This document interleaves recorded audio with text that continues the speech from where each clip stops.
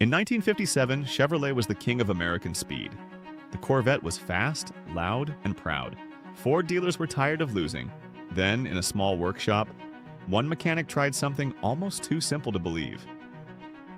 He didn't build a new engine. He didn't spend a fortune. He bolted on one strange metal part that most people had never even seen on a car before.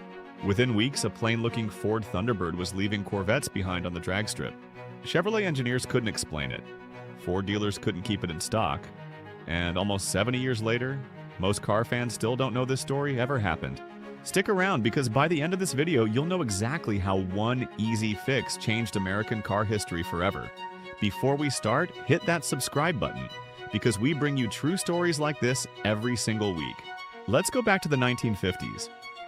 America had just come out of the Second World War, and people had money in their pockets again. For the first time, regular families could dream about owning a fast, stylish car, not just a boring family sedan. In 1953, Chevrolet took a big risk. They built a two-seater sports car called the Corvette. It looked amazing, with a fiberglass body and a sleek shape nobody had seen before. But there was a problem. The first Corvette was slow. It had a weak engine and an automatic gearbox that sports car fans hated. In its first year, Chevrolet only sold about 300 of them. It was almost a total failure. Ford was watching closely. Ford's bosses saw an opening. If Chevrolet's sports car idea was struggling, maybe Ford could build something better. So in 1955, Ford launched the Thunderbird. It had comfort, style, and a smooth ride. It was built for people who wanted to look good driving to dinner, not people who wanted to win drag races. It had comfort, style, and a smooth ride. It was built for people who wanted to look good driving to dinner, not people who wanted to win drag races. But something happened that Ford didn't expect. People started comparing the Thunderbird to the Corvette anyway. Car magazines put them side by side. Neighbors argued about which one was faster. Owners started racing each other on the street, just for bragging rights. Whether Ford planned it or not, a rivalry was born. By 1956 and into 1957, Chevrolet had fixed a lot of the Corvette's early problems. They gave it a stronger V8 engine. They dropped the weak automatic gearbox option and gave buyers a proper manual transmission. The 1957 Corvette, especially with its fuel-injected engine, was now a genuinely quick car. It could even claim something incredible for the time, about 1 horsepower for every cubic inch of engine size. That was a huge deal in the 1950s. Ford knew they had a problem. Their regular Thunderbird engine, even the strongest version, could not keep up with this new, faster Corvette. If Ford didn't do something, they were going to lose the bragging rights war completely. This is where our story really begins. Years before this rivalry even started, a man named Robert Paxton McCulloch had already built something special. Back in the 1930s, McCulloch designed a supercharger. Now, if you're not a car person, don't worry, we'll keep this simple. Think of your car engine like a person breathing. Normally, an engine just pulls in regular air to burn fuel and make power. A supercharger is like giving that engine an oxygen tank. It force feeds extra compressed air into the engine so it can burn more fuel and make a lot more power without needing a bigger, heavier engine. McCulloch first built these superchargers for hot rodders who wanted more power out of their Ford engines. Over the years, he kept improving the design and kept pushing car companies to use it. By the mid-1950s, his supercharger, sometimes sold under the name Paxton, was finally good enough and reliable enough for a major car company to take a serious look. Ford was that company. In late 1956 and early 1957, Ford quietly started testing McCulloch's supercharger on their engines. They weren't just tinkering around for fun. Ford had a real goal.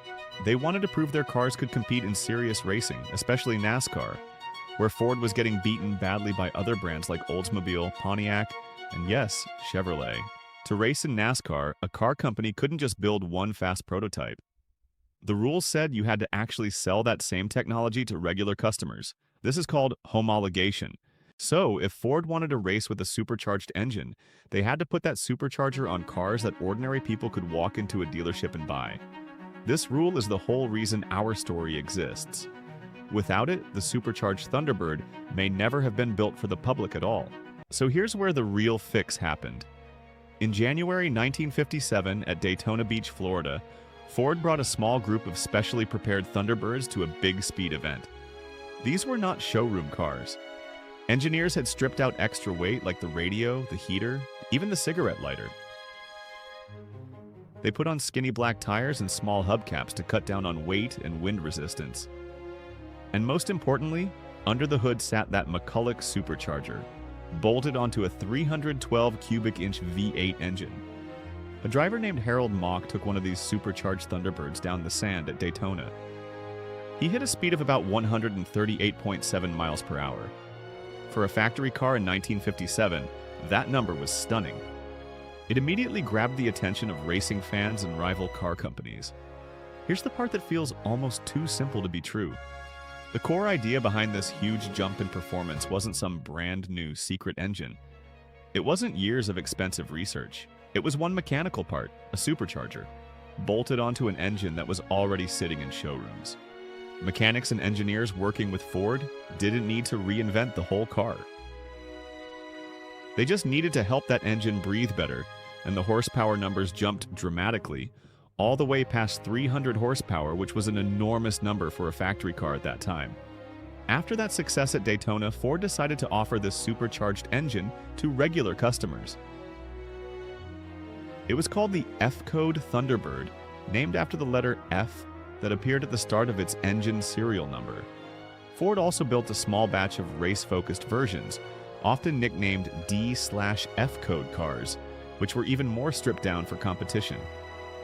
Later that same year at the Bonneville Salt Flats in Utah, one of these modified, supercharged Thunderbirds reportedly reached speeds over 160 miles per hour. Picture that for a moment. A car that looked like a comfortable, stylish cruiser for a Sunday drive was now touching speeds that many dedicated sports cars couldn't reach. And the best part for regular buyers? You didn't need to be a race team owner to get one. If you walked into a Ford dealership in 1957 and ordered the right options, you could drive home in a supercharged Thunderbird, ready to challenge a Corvette on any street in America. Now let's talk about what this actually meant for regular people, not just racers on a beach in Florida. Picture a quiet Saturday afternoon in a small American town in 1957. Two friends, or maybe two rivals, pull up next to each other at a stoplight. One is driving a brand new Corvette, feeling confident because everyone said it was the fastest thing on the road. The other is driving what looks like just a nice-looking Thunderbird.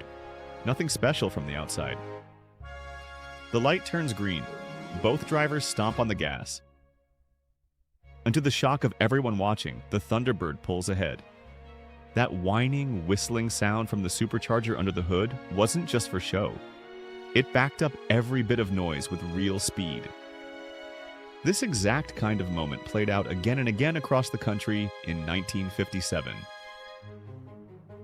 Car magazines tested the supercharged Thunderbird against the fuel-injected Corvette, and in several comparisons, the Thunderbird came out on top in a straight line.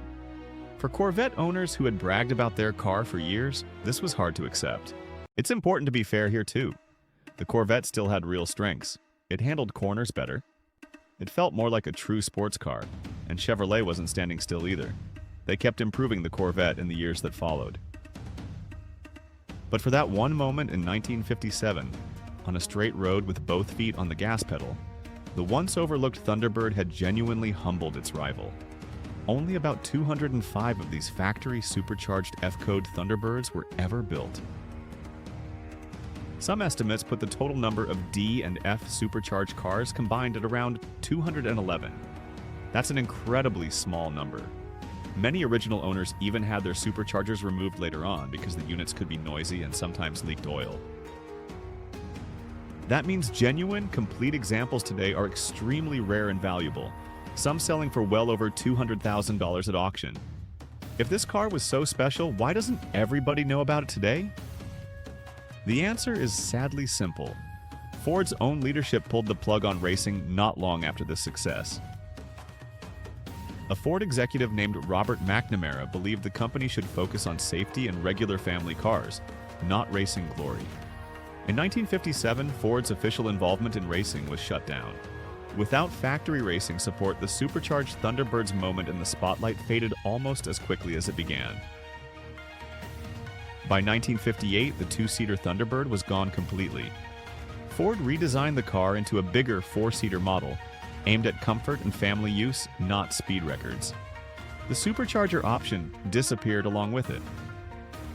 Meanwhile, the Corvette kept getting better and better over the following decades. It became a legend, celebrated in movies, songs, and car shows for generations. The supercharged Thunderbird, on the other hand, quietly became a forgotten chapter, remembered mostly by serious collectors and classic car historians. But for those who know the real story, the truth is clear. For one brief shining moment in 1957, thanks to one relatively simple mechanical fix, a comfortable little Ford Thunderbird proved it could stand toe-to-toe with America's favorite sports car, and in some cases, leave it in the dust. So the next time someone tells you the Corvette has always been the undisputed king of American sports cars, you'll know better. You'll know about a quiet mechanics fix, a stripped-down racer on the sands of Daytona, and about 200 lucky owners who got to drive one of the rarest, most surprising Fords ever built. If you enjoyed learning this piece of forgotten car history, let us know in the comments which classic car story you want us to uncover next. And if you're new here, welcome to the family. We tell true stories from the golden age of American cars every single week. Thanks for watching, and we'll see you in the next one.